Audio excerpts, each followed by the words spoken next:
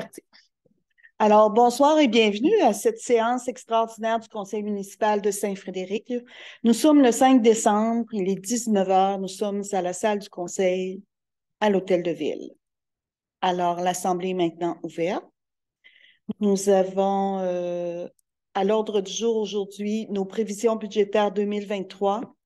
En 4, le plan triennal d'immobilisation 2023, 2024, 2025.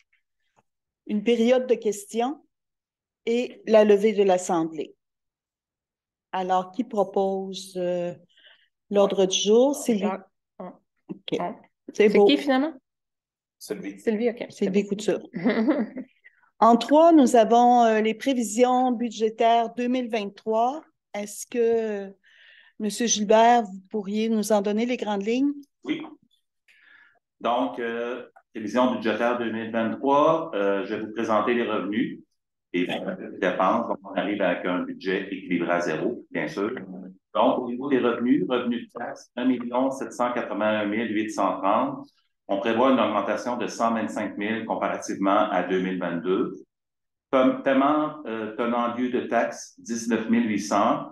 Les transferts, 241 926. On avait en 2022 174 000. Mais entre autres, on prévoit là, une subvention de Desjardins de 30 000 Services rendus, 19 825. Imposition de droit, 14 000.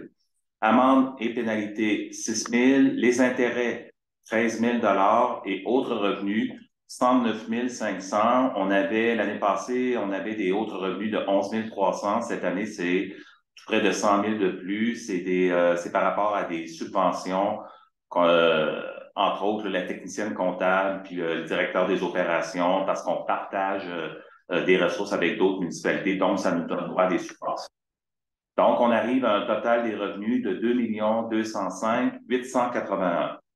Au niveau de l'administration générale, entre autres, c'est les personnels de bureau, la rémunération des élus.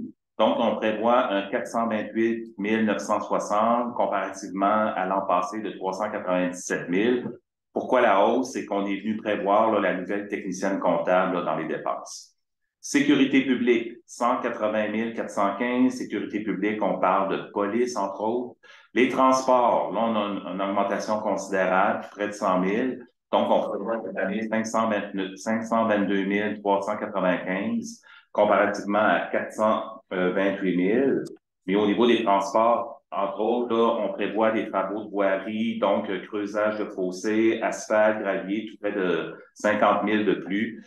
Puis, par rapport au déneigement, entre autres, au niveau des frais de diesel, on prévoit 30 000 de plus également. Hygiène du milieu, 380 900, c'est comparable à l'an passé. Santé et bien-être, 10 000. Aménagement, urbanisme et développement, 91 965. Loisirs et culture, 146 620. On prévoit certains travaux là, au niveau de l'OTJ, donc la terrasse, il y a aussi un quai à faire là, du côté de la piscine. Donc, c'est pour ça qu'on a une augmentation d'une trentaine de mille. Frais de financement, les frais d'intérêt, on avait des emprunts, on a eu des nouveaux emprunts là, par rapport aux frais d'asphaltage qui ont été faits dans certaines rues. Donc, on prévoit cette année 101 560 comparativement à 49 370 l'an passé.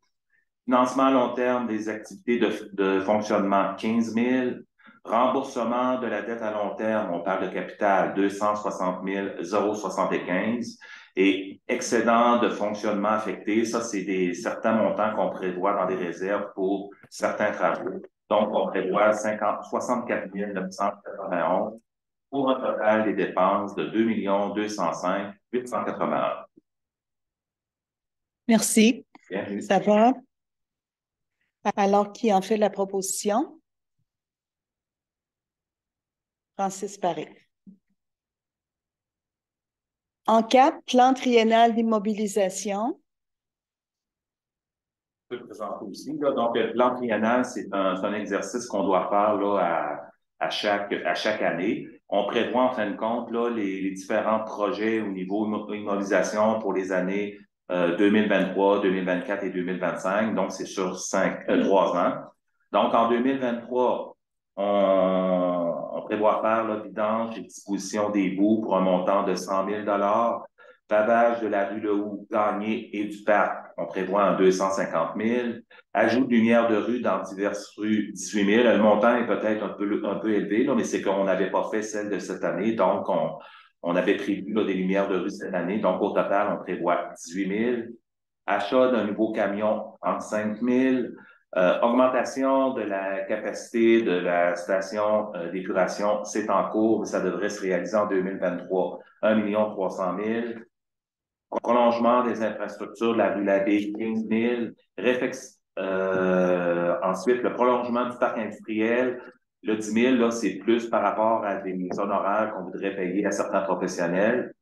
Réfection de la piscine municipale, 10 000 et ajout de 2 bornes incendie sur le réseau, 10 000 également, pour un total de 1 748 000 Et on prévoit du financement par rapport à ces projets-là, donc réserve financière, 45 000 budget de fonctionnement, 93 000 les nouveaux emprunts de 610 000 et la taxe sur l'essence pour un montant de 1 million de dollars pour un total de 1 748 000 En 2024, les gros travaux qu'on a à faire, donc, c'est le projet de mise aux normes de l'eau potable pour 1 million estimé. Donc, on est dans des estimations, donc 4 500 000 projet d'aqueduc et égout Village-Marie, 3 750 000 la réfection du rang 1 pour un montant de 2 500 000 et le prolongement du parc industriel de 500 000 pour un total de 11 250 000 Et on prévoit financer ces travaux-là par des emprunts pour un montant de 2 340 000 des subventions du gouvernement, donc subventions primo pour un total de 6 100 000